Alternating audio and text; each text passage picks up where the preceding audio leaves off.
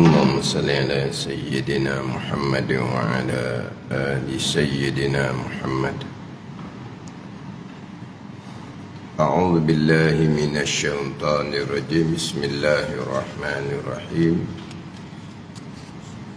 الحمد لله رب العالمين، والصلاة والسلام على سيد المرسلين وعلى آله وصحبه أجمعين. رب اشرح لي صدري ويسر لي أمري واحلل عقدة من لساني يفقه قولي. سبحانك لا علم لنا إلا ما علمتنا إنك أنت العليم الحكيم. ولا حول ولا قوة إلا بالله العلي العظيم.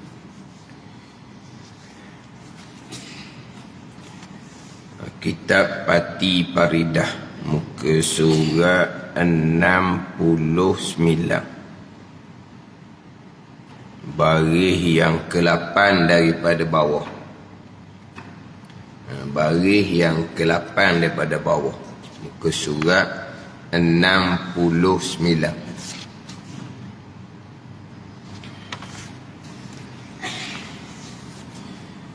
Qala al-muallifu rahimahullahu ta'ala wa nafa'ana bi'ulumihi amin.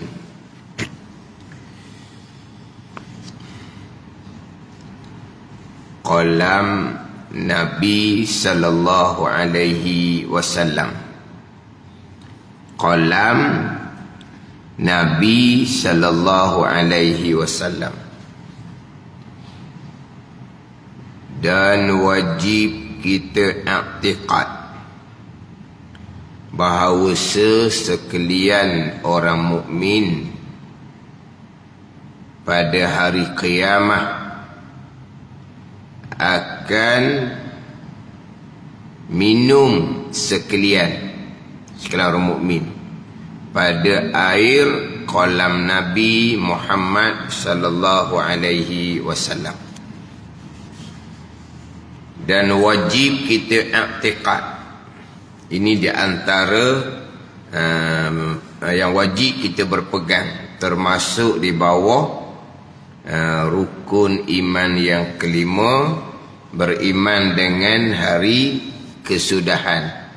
Beriman dengan hari kesudahan. Wajib i'tiqad, kita i'tiqad bahawasanya sekalian mukmin, sekalian mukmin, sekalian mukmin. Mukmin ni sama ada di kalangan ummah Nabi sallallahu alaihi wasallam ataupun orang mukmin di kalangan ummah Nabi yang lain. Janji orang mukmin pada hari kiamat akan minum sekalian pada air kolam Nabi sallallahu alaihi wasallam. Sekalian orang mukmin. Kata setengah pandangan, sekalian orang mukmin ni di kalangan ummah Nabi sallallahu alaihi wasallam. Sekalian orang mukmin di kalangan ummah Nabi sallallahu alaihi wasallam. Adapun orang mukmin yang lain,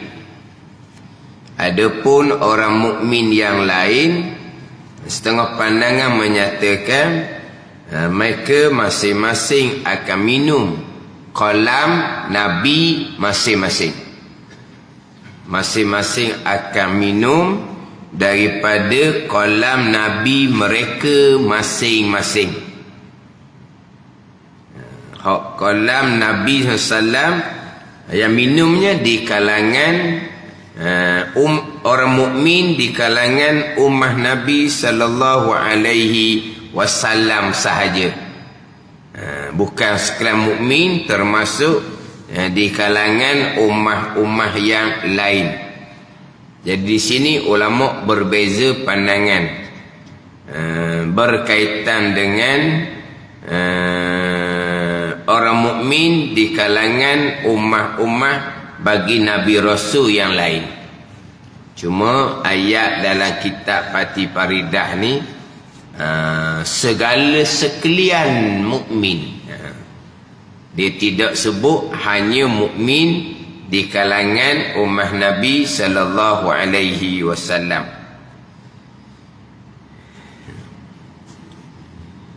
Hak kolam Nabi ni dipanggil haud.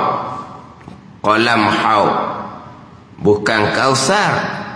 Kausar adalah kolam dalam syurga Allah Subhanahu wa ta'ala.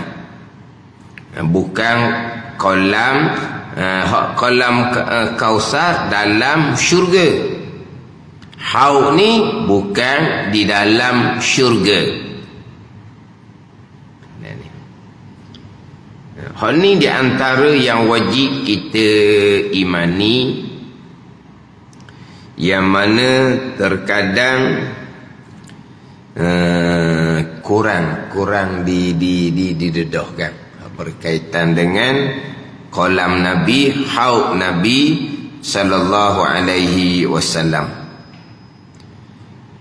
yang mana hak berkait dengan kolam Nabi ni diengkar oleh puak-puak Mu'tazilah. Hak kolam Nabi sallallahu alaihi wasallam, puak Mu'tazilah engkar, tidak ada. Tidak ada. Yang mana kolam Nabi ni sabit dengan hadis Nabi sallallahu alaihi wasallam, hadis yang sahih. Jadi puak Mu'tazilah tak ada kolam Nabi.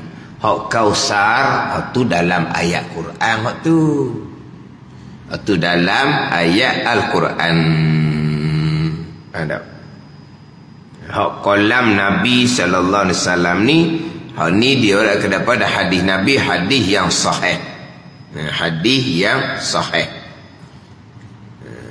Kemudian hak Mu'tazilah mereka tolak kolam Nabi. Ulama tidak menghukumkan kafir lah, tapi itu pegangan yang terpesong, bukan pegangan ahli sunnah wal jamaah. Ini hak kolam Nabi. Kemudian kolam bagi nabi-nabi yang lain,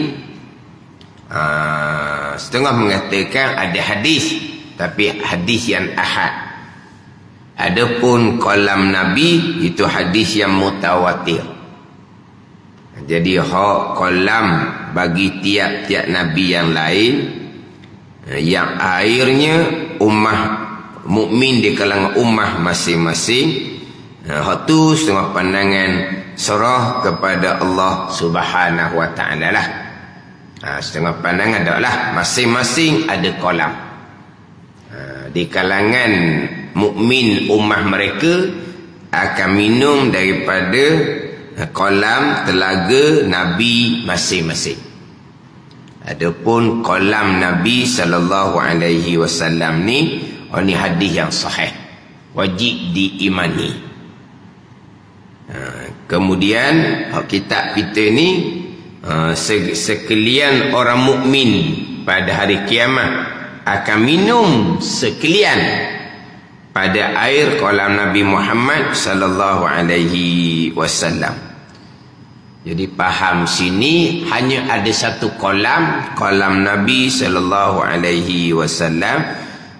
Kemudian semua orang mukmin, termasuk orang mukmin di kalangan ummah yang lain, kolam yang sama. Ni hak kita ni. Tak apalah. Tapi pandangan yang lebih sahih, orang yang lebih muktamad, kolam Nabi khas kepada orang mukmin di kalangan ummah Nabi sallallahu alaihi wasallam. Kemudian orang mukmin di kalangan ummah Rasul yang lain, Rasul masing-masing ada kolam. Gitu je. Kita kata ni tak ni. Satu kolam sahaja. Sekalian orang mukmin akan minum daripada kolam Nabi sallallahu alaihi wasallam. Apabila minum kolam Nabi sallallahu alaihi wasallam sekali, nescaya tidak akan dahaga selama-lamanya. Adapun minum di dalam syurga semata-mata bersedap-sedap sahaja. Minum air kolam Nabi SAW. Sekarang mukmin ni termasuk orang mukmin yang banyak dosa yang akan jatuh dalam syurga selepas meniti tiang sirat yang akhirnya akan ke syurga Allah. Orang mukmin yang banyak dosa ketika meniti tiang sirat akan terjatuh ke dalam neraka Jahannam, yang akhirnya mereka akan dimasukkan ke syurga Allah. Orang mukmin ni pun akan dapat minum telaga haud Nabi sallallahu alaihi wasallam. Jadi apabila orang mukmin ni minum air kolam Nabi, tidak akan dahaga selama-lamanya. Kemudian dalam syurga minum semata-mata bersedap. Minum semata-mata bersedap. Kemudian berkaitan dengan kolam Nabi sallallahu alaihi wasallam ni, bukan di dalam syurga, tetapi ulama berbeza pandangan pula. Di manakah sebenarnya letak kolam Nabi sallallahu alaihi wasallam? Di mana letak? Kerana dering kan? Cering, ada? Orang panggil cering. Lepas tu dia kita berasa macam ngilu tak? Bahasa gerak. Kan ada kan hak jenis budak-budak main kerak. Kita marah ada.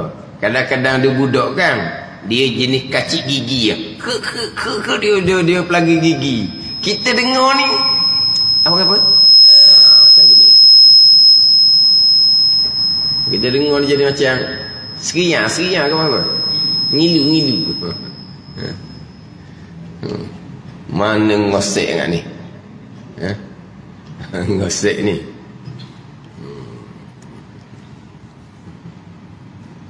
Kemudian hak khilaf ulama pulaknya, di manakah letak kolam Nabi ni? Haud Nabi sallallahu alaihi wasallam, kolam Nabi.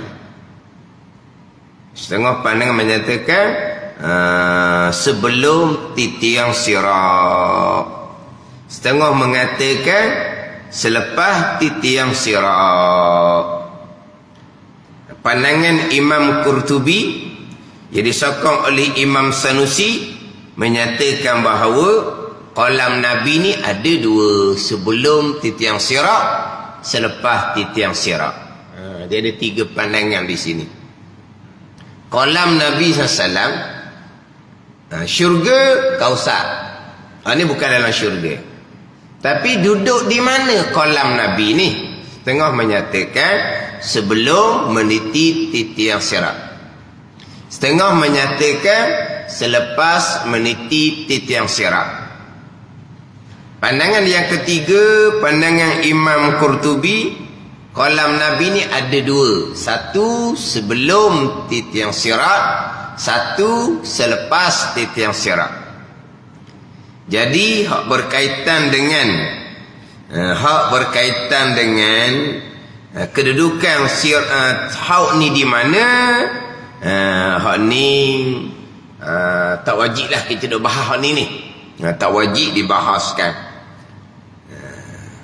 Tapi setengah kitab menyatakan pandangan yang muktamad, ini haud Nabi ni selepas titiang sirat. Itu pandangan yang muktamad. Haud Nabi sallallahu alaihi wasallam selepas titiang sirat, sebelum melangkah masuk ke syurga. Itu setengah kitab menyatakan itulah pandangan yang muktamad. Itulah pandangan yang muktamad. hak pandangan menyatakan haud Nabi sallallahu alaihi wasallam ni kedudukan dianya sebelum tentang sirat, sebab diriwayatkan pada hadis Nabi sallallahu alaihi wasallam bahawa orang kafir, orang munafik nak pergi minum juga, tetapi disekat dan dihalau oleh malaikat, dihalang oleh malaikat. Zahir hadis ni sebelum titang sirat lah. Sebab orang kafir, orang munafik nak pergi minum juga kolam Nabi SAW ni, tapi disekat, dihalang oleh para malaikat. Jadi zahir hadis ni orang kafir, orang munafik nak pergi minum sebelum titiang sirat lah. Selepas titiang sirat tu ahli syurga dah tu. Tak ada orang kafirnya, tak ada orang munafik, tak ada orang mukmin yang banyak dosa, tak ada, dah jatuh belaka dah ke dalam neraka. Jadi ada hadis yang cerita seumpama tu. Jadi orang kafir, orang munafik nak pergi minum juga, dia dihalau oleh para malaikat. Faham di sini zahir hadis ni? Mana duduk haud Nabi, kolam Nabi? Sebelum titiang sirat lah. Tapi para muktamad menyatakan selepas titiang sirat. Sebab air kolam Nabi itu mari daripada sumbernya Telaga Kausar dalam syurga. Dia daripada Kausar pergi kepada Telaga Haud sebelum masuk syurga. Itu kata Imam Qurtubi. Ada dua haud Nabi SAW. Ada dua lah. Sebab zahir pada hadis orang kafir mari nak minum itu sebelum titiang sirat. Kemudian pula air haud ni mari daripada Kausar. Faham situ selepas titiang sirat, sebelum masuk syurga. Ada ni. Jadi pandangan Imam Qurtubi disokong oleh Imam Sanusi, haud Nabi ni ada dua lah. Ada dua buah ke apa? Ada dua butir gitulah. Ada dua lah. Sebelum titiang sirat dan juga selepas titiang sirat. Itu ada 3 pandangan. Satu pandangan selepas titiang sirat, dan kita menyatakan itulah pandangan yang muktamad. Satu pandangan sebelum titiang sirat. Satu pandangan ada 2 haud kolam Nabi sallallahu alaihi wasallam. Yang mana haud kolam Nabi sallallahu alaihi wasallam, jadi yang kita wajib imani Telaga Haud. Kita tak tahu sebelum titiang sirat, selepas titiang sirat di mana duduk haud Nabi SAW ni. Tu tak ada dosa apa-apa tu. Tak ada dosa apa-apa. Sebab kalau bukan dalam kitab Tuhfatul Murid, dia menyatakan bahawa sebelum titiang sirat haud tu, dikatakan itulah pandangan jumhur, pandangan kebanyakan ulama. Dia kata gitu pula, pandangan kebanyakan ulama. So kita dikata pandangan muktamad selepas titiang sirat, sebab airnya daripada Telaga Kausar dalam syurga, maka haudnya selepas titiang sirat lah. Jadi di mana tempat duduk haud Nabi SAW ni kita tak tahu, tak apa. Pada ni kemudian diriwayatkan bahawa kolam Nabi SAW ni dia punya apa? Gayung dia, cetong dia tu seperti bintang di langit. Seperti bintang di langit, banyaknya gayung yang digunakan untuk minum haud kolam Nabi sallallahu alaihi wasallam. Mana apa ni? Besarlah kolam Nabi sallam ni. Sebab kalau ikut dalam kitab ni, sekalian mukmin, bukan hanya di kalangan umat Nabi sallallahu alaihi wasallam jua yang akan minum daripada kolam Nabi sallallahu alaihi wasallam. Jadi kalau situ kok besarlah kolam Nabi ni. Dia punya gayung banyak seumpama bintang di langit. Dia punya gayung dia, mana gayung? Cetong. Gayung cetong ada. Sini panggil apa? Gayung ke cetong? Cebok. Cebok ni. Lepas tu benda tu cebok. Gayung cetong ada. Bekas air tu lah. Untuk dah nak minum air haud Nabi ni. Dia pakai gayung, pakai cetong. Gayung cetong tu saja umpama bintang di langit. Banyak. Dah diminum oleh sekalian orang mukmin. Bukan hanya mukmin di kalangan ummah Nabi sallallahu alaihi wasallam. Ini hak pandangan kita ni lah. Walaupun pandangan lebih sahihnya hanya ummah Nabi sahaja yang mukmin yang akan minum air kolam Nabi. Orang mukmin di kalangan ummah-ummah yang lain akan minum daripada telaga bagi Nabi masing-masing. Jadi hak kolam haud Nabi ni kena ceritalah. Kena cerita sentiasa.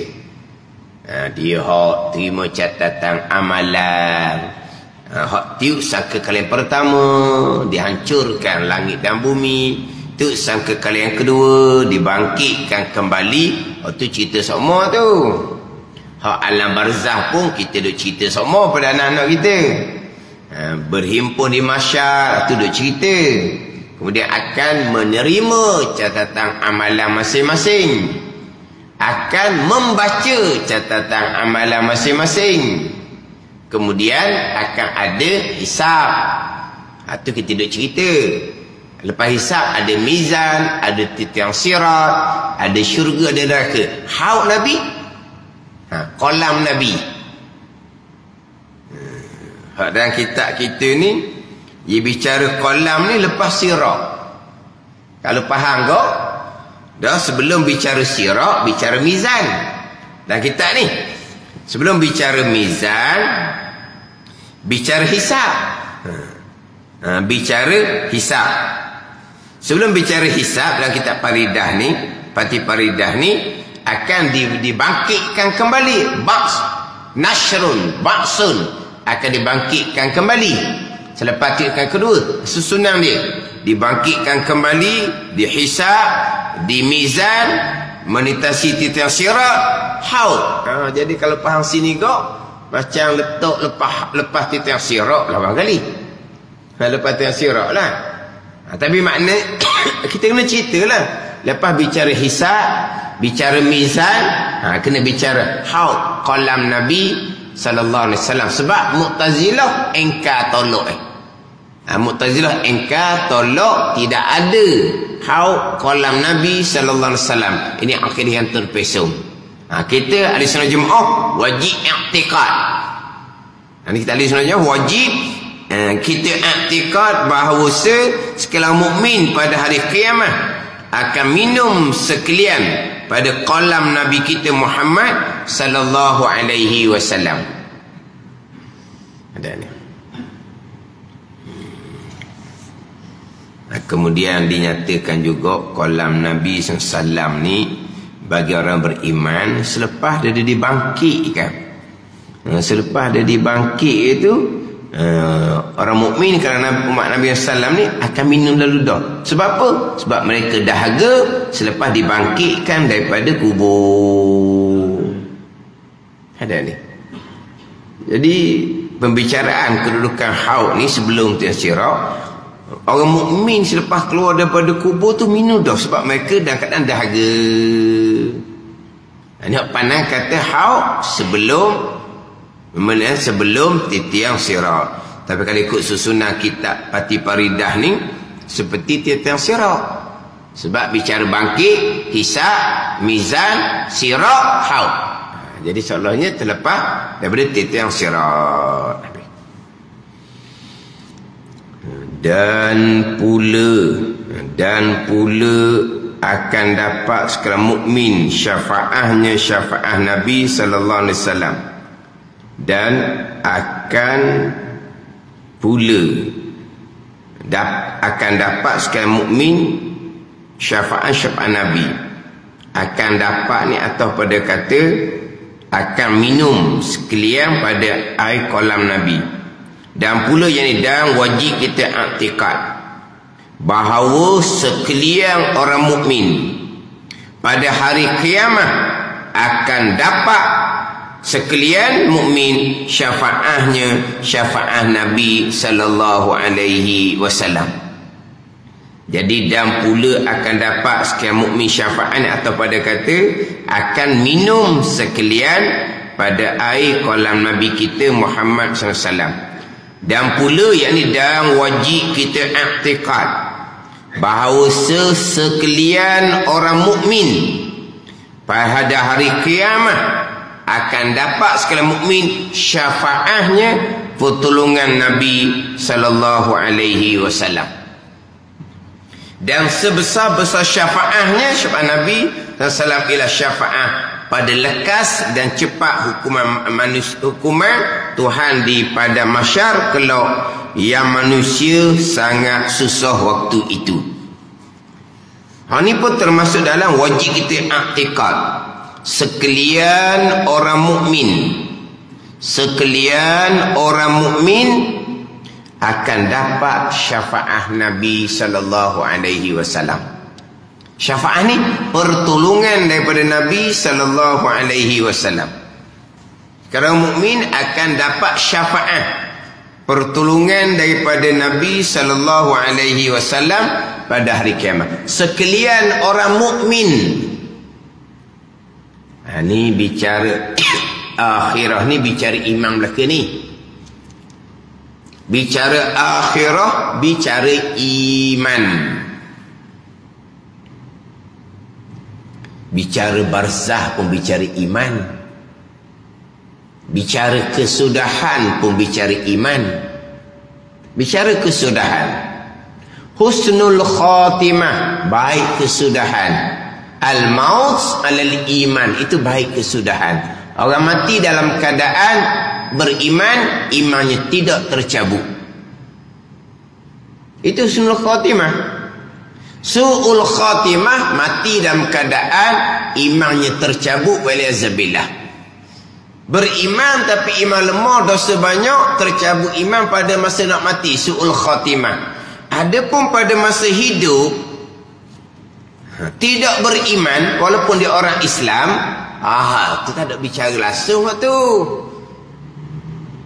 Akidahnya salah, bab pegangannya tak ambil heran. Tu bukan tu. Tu mainan. Permainan belaka tu. Permainan yang dipermainkan oleh syaitan belaka tu. Tak ada benda tu. Ni iman dia comel, akidah dia comel, tapi dosa dia banyak. Contohnya semayang pun tidak, puasa pun tidak. Iman dia tak batal kerana tak semayang tak puasa, tapi iman dia sangat lemah kerana dosa besar tak semayang tak puasa tu. Iman sangat lemah ni boleh tercabut ketika hidup. Paling dia takuti tercabut ketika nak mati. Mati kafir, kekal neraka selama-lamanya.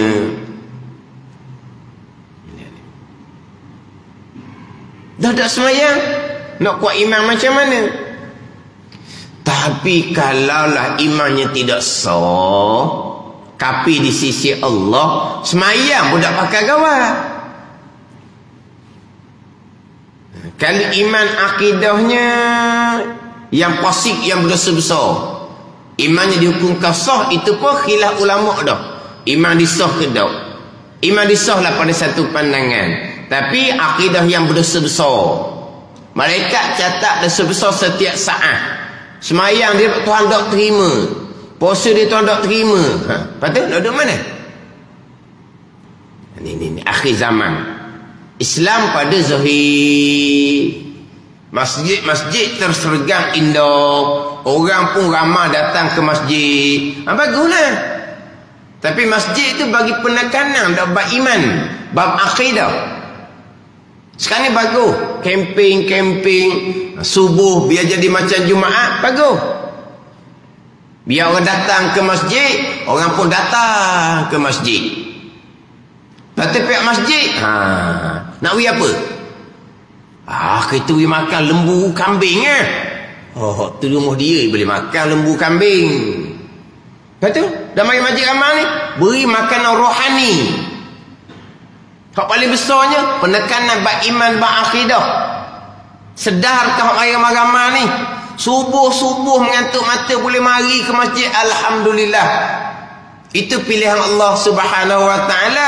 Makin pihak masjid pun sediakan. Bagi ceramah penekanan bab ilmu. Bukan bagi ceramah kelebihan berjemaah subuh. Kelebihan berjemaah subuh akidah comel. Pekor semayang comel. Berjemaah dengan ilmu, hati ikhlas, baru ada fadilah. Makna dapat mari je pihak masjid, kena buka jalan. Buka jalan agama yang sebenar. Bukan mari je memperdaya pula orang ramai. Alhamdulillah masing-masing dapat fadilah. Lepas tu penekanan ilmu. Itu seolah-olah memperdayakan. Seolah-olah memperdayakan. Bagus. Mari orang panggil orang ramai, hak wi makan tu tak ada masalah dah tu. Wi makanlah. Lembu ke kambing ke unta ke berilah makan pun. Lepas tu, hak tu hak kemudian. Ni, lepas berjemaah subuh, cerita. Kepentingan ilmu akidah. Kepentingan ilmu fiqh. Nak jadi sembahyang kita ni Tuhan terima. Sah sembahyang kita. Berjemaah kita sah. Lepas tu penekanan ilmu bab hati. Ikhlas bukan kerana orang. Jaga hati molek supaya Tuhan terima sembahyang ibadah kita tu. Ramai-ramai cerita fadilah gitu je. Tak ada ni. Buat kerja molek dah. Buat kerja molek. Tapi kena atur molek lah. Kena atur molek. Jangan salah faham ni. Kalau gitu tak sok kempen mari berjemaah ke masjid. Bukan begitu. Tapi bukan hanya setakat tu. Orang datang je ke masjid. Ni. Masjid lah tempat curah ilmu. Masjid lah tempat curah ilmu. Baik ramai kita curah ilmu. Cerita permulaan dahulu dah takkan sempurna di situ. Buka jalan. Masjid kami. Masjid kami ni kadang-kadang iklan kuliah tu berjalan. Masa semayang pun iklan kuliah berjalan. Masa semayang. Masa semayang tengok. Malam Jumaat. Malam Sabtu. Malam Ahad ustaz ni. Malam Isnin ustaz ni. Tengok semayang tengok. Dah. Punyalah iklannya kuliah ni. Masa kuliah pun berjalan iklan. Masjid ni ada. Ada belakang mana-mana masjid biasa juga. Tak ada di sini. Tak ada. Ada juga. Iklan kuliah. Masa semayang pun iklan kuliah. Tutuplah masa tu. Iklan kuliah. Lepas tu kita orang ramai macam di masjid kami, kalau kita tauhid malam ni kena marilah sentiasa. Kalau kita fiqh fardhu ain malam ni, kalau kita tasawuf fardhu ain malam ni pula. Ada pula kuliah duha, ada tauhid, ada fiqh, ada tasawuf. Datang pada malam-malam yang dinyatakan dalam jadual tu. Gitulah cara dia. Orang ramai kita beri jalan agama yang sebenar pada mereka. Bukan berbentuk perdaya pula jadinya. Mari ramai, hebat. Gitu je lah. Jadi akhirnya ramai macam bulan Ramadan. Ramai, penuh. Habis Ramadan, habis. Pakai mana lagi? Mari Ramadan tu pakai tak ada nama. Mari ni kita akan, habis Ramadan kita jaga ni. Kita jaga ni. Tak mari kita akan pergi kumuh ni. Takkan pergi rumah. Pergi rumah siapa? Kamu sekelamin ni bulan Ramadan ni ada main masjid dah. Hak masjid tu sunat je tu. Buat mau tarawih tu sunat je tu. Jangan main masjid ni, kalau fardhu ni wajib ni. Mana kamu? Dah Ramadan penuh. Itu amalan. Itu semua perdaya. Tak ada. Dan kitab Minhajul Abidin, syaitan terkadang perdaya atas rupa kebajikan, rupa ketaatan. Hak jelas-jelas berjudi, minum arak, tu out doktornya. Itu memang perdaya syaitan. Mudah-mudahan mereka bertaubat. Hak judi minum arak tu sahih dah terang. Ni, hak datang ke masjid tanpa ilmu akidah. Hak datang ke masjid tanpa ilmu fiqh tasawuf fardhu ain. Apa yang dibuat? Ada tak ada?